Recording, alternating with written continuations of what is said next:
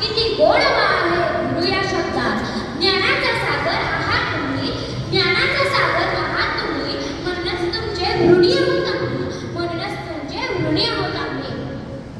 संस्कार नावाची गोष्ट हळुवारपणे मनात रुजवतात, संस्कार नावाची गोष्ट हळुवारपणे मनात रुजवतात. माय बापाप्रमाणे नवीन कर्तव्य पार पाडतात, माय बापाप्रमाणे नवीन कर्तव्य पार पाडतात. असेच तुमचे मार्गदर्शन सदा लाभत राहो आम्हाला. सर्व गुरूंना माझा सतशः प्रणाम. जगात प्रत्येक व्यक्तीचा आदर व्हावा म्हणून एक दिवस असतो. तो दिवस म्हणजे गुरुपौर्णिमा.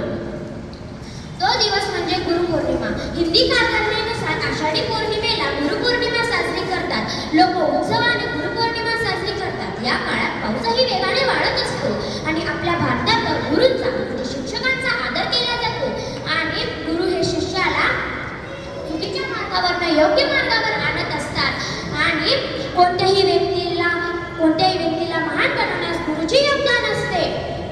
गुरु हे एक कुंभार असते आणि शिष्य हे एक मडके असते.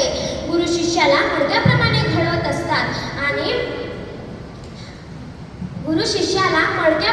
घडवत असतात आणि कारण प्रत्येक गुरुला असे वाटते की माझा गुरु उच्च शिखर गाठो. त्या गुरुमुळेच डॉक्टर, इंजिनियर, कलेक्टर, IPS असे वेगवेगळे व्यक्ती होत असतात. गुरुंचे शिष्य उपकार कधी आयुष्यभरही